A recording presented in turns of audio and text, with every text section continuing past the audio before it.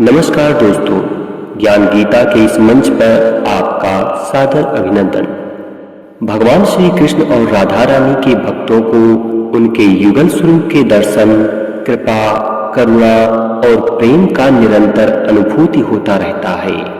ऐसी एक दो नहीं, सहस्त्रों घटनाएं लिखित और जनश्रुतियों पर आधारित हैं, जिसमें भक्तों को राधा रानी और नटवर नंद किशोर युगल सरकार के दिव्य लीला का साक्षी होने का गौरव प्राप्त हुआ है। इन्हीं घटनाओं में से आज हम आपको बरसाने की एक सच्ची घटना से अवगत कराने जा रहे हैं।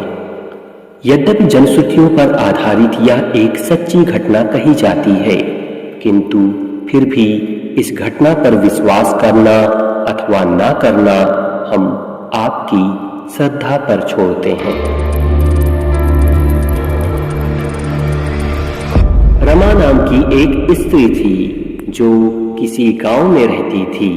5-6 वर्ष उसकी शादी को हो गए थे, लेकिन अभी तक कोई संतान नहीं थी। एक बार श्री राधा अष्टमी का उत्सव आया। गांव की औरतें बरसाना जा रही थीं। औरतों ने कहा, तुम भी बरसाना चलो। राधा रानी बड़ी ही दयालु है, तुम्हारी गोद जरूर भरेंगी। वह कभी 7-8 दिन अपने घर से बाहर नहीं रही थी। उसके पति और सास ने भी उसे जाने की आज्ञा दे दी। बस उसने मन में ठान लिया कि राधा रानी मेरी गोद जरूर भरेंगी।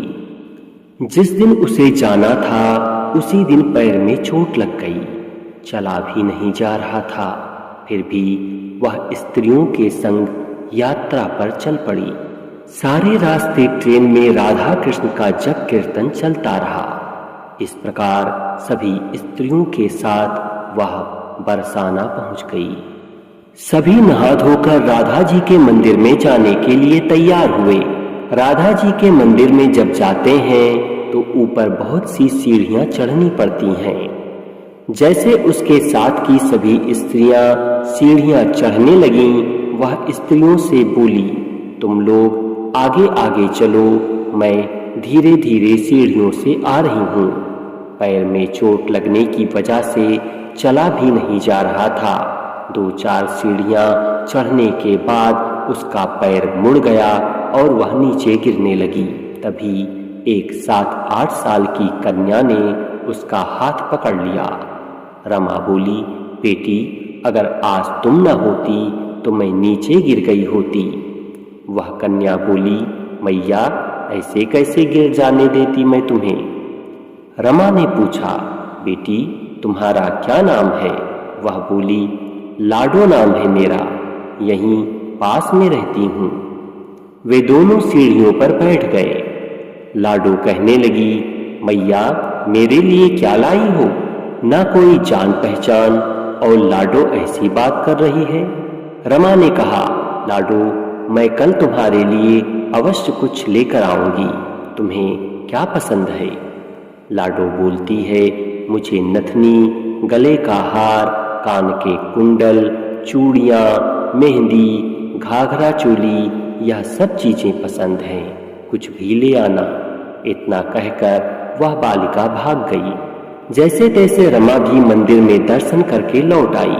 आकर सोचने लगी उस बालिका के बारे में और बाजार से उसके गले का हार और चूड़ियां उसके लिए ले आई। अगले दिन वहीं जहां मिले थे वह लाडो का इंतजार करते मिली। चूड़ियां और गले का हार जैसे उसे दिया, वह बोली, बस इतनी सी ही, और चीजें नहीं लाई। वह मुंह फुलाकर बैठ गई। तब रमा बोली, मैं अभी 8 दिन यहीं पर हूँ, रोज तुम्हारे लिए कुछ ना कुछ लाया करूंगी। यह सुनकर लाडो उसकी गोद में बैठ गई और गले से लग गई। रमा तो रोने लगी। उसे जैसे एक संतान मिल गई हो। खूब प्यार से उसके सिर पर हाथ फेरा। ऐसे ही वह फिर चली गई। रमा ने मंदिर से आकर उसके लिए घाघरा चोली बनवाए। ऐसे ही रोज कुछ ना कुछ वह उसे देती। एक दिन रमा उससे कहती है कि ये सारी चीजें अब मुझे पहनकर भी दिखलाओ कि तुम कैसी लगती हो। लाडो बोली, कल राधा अष्टमी है, कल पहनूंगी। इस बार लाडो के साथ एक लड़का भी था। उसे देखकर रमा ने कहा, आज पता नहीं मेरे मन में क्या आया, मैंने एक धोती और मुकुट मोर वाला लिया है, क्या मैं इसे दे दूं? लाडो बोली, यह कनुआ है, मेरे साथ ही रहता है, हाँ तुम इसे दे दो। ऐसा कहकर वे दोनों सामान लेकर चले गए। अगले दिन राधा अष्टमी थी। जब रमा सीढ़ियों पर आई तो उसे आज कोई नहीं मिला। बहुत इंतजार के बाद वह मंदिर पहुंची तो वहां बहुत भीड़ थी। कीर्तन और नृत्य हो रहा था। किसी तरह भीड़ भाड़ को चीरती हुई वह आगे पहुंची और वहां पहुंचकर राधा जी को और ठाकुर जी को देखा। वही सामान सब जो वह लेकर के आई थी उन्होंने धारण किया हुआ था। वह पत्थर सी हो गई, आंखों से आंसू बहने लगे। बात समझते देर न लगी कि वह लाडो राधा जी और कनुआ श्री कृष्ण जी हैं। स्वयं जगत के पालनहार उसके पास आते हैं। राधा जी उसकी गोद में बैठती हैं और उसे मातृ सुख प्रदान करती हैं। वह तो अब जैसे बावरी हो गई, दिन रात लाडो लाडो कहती रहती, पुकारती रहती। वह स्त्रियों से बोली, तुम लोग अब घर जाओ, मैं नहीं जाऊंगी। उसकी सास और पति भी उसे लेने आए पर वह साथ न गई। अब तो प्रतिदिन वह सीढ़ियों पर बैठे बैठे आंसुओं से सीढ़ियां धोती, पलकों से बुहारती। ऐसा करते करते उसे 30 बरस हो गए। एक दिन एक बालिका उसका हाथ पकड़कर ऊपर अट्टालिका में ले आई। वहां जाकर बोलती है, लो आ गई तेरी लाडो। ऐसा कहकर बाहें फैलाकर रमा को बुलाने लगी और अपने गले लगा लिया। उस दिन रमा ऐसे गले लगी कि पार्थिव शरीर को छोड़कर सदा के लिए अपनी लाडो के पास चली गई। इस घटना से हम सबको यह सीख मिलती है कि जो भी आशा रखें, चाहे वह सकाम हो या निष्काम, केवल भगवान से ही रखें। बरसाने वाली सरकार की जय हो।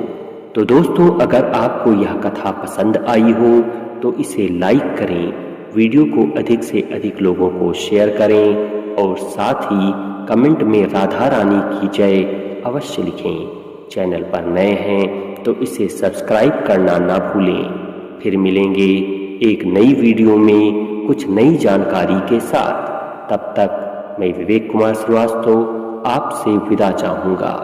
धन्यवाद।